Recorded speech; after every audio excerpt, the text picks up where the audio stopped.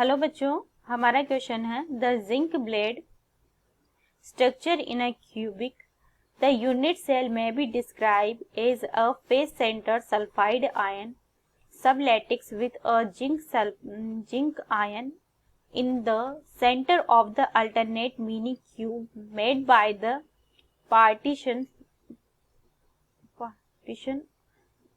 main cube into 8 equal parts।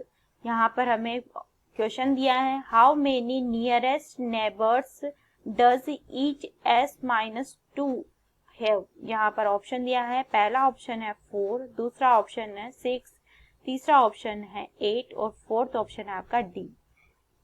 ठीक है, तो यहाँ पर किसके बारे में बात की गई है? सबसे पहले तो जिंक ब्लेड के बारे में बात की, जिसको बोलते हैं ZnS। क्या बोलते हैं? Zinc blende. ठीक है, ये आपका ZnS है। अब ZnS में क्या होता है?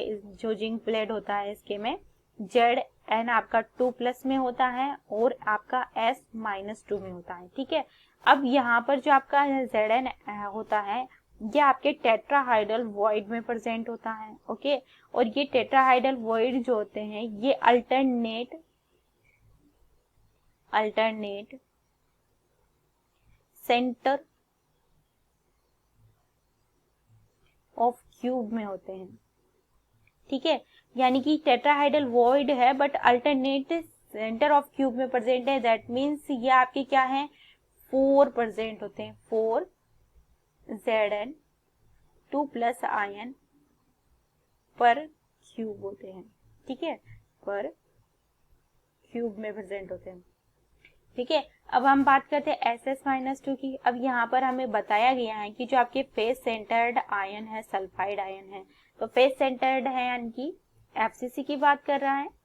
फेस सेंटर्ड यानी कि FCC की बात कर रहा है, और FCC के लिए हमें पता है कि 4 एटम पर यूनिट सेल होता है।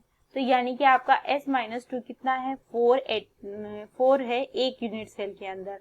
तो हमारा करेक्ट आंसर हो गया ऑप्शन नंबर 1। कैसे हुआ कि नियरेस्ट, यहाँ पर पूछा नियरेस्ट नेबर्स ऑफ HS-, तो S- के नियरेस्ट नेबर कितने हैं? तो आपके 4 हो गए। क्यों हो गए? क्योंकि आपका Zn जो होता है वो आपके कॉर्नर पे प्रेजेंट है। ठीक है, और ये मान लीजिए कि यहाँ पे क्यूब बना के बताती हूँ।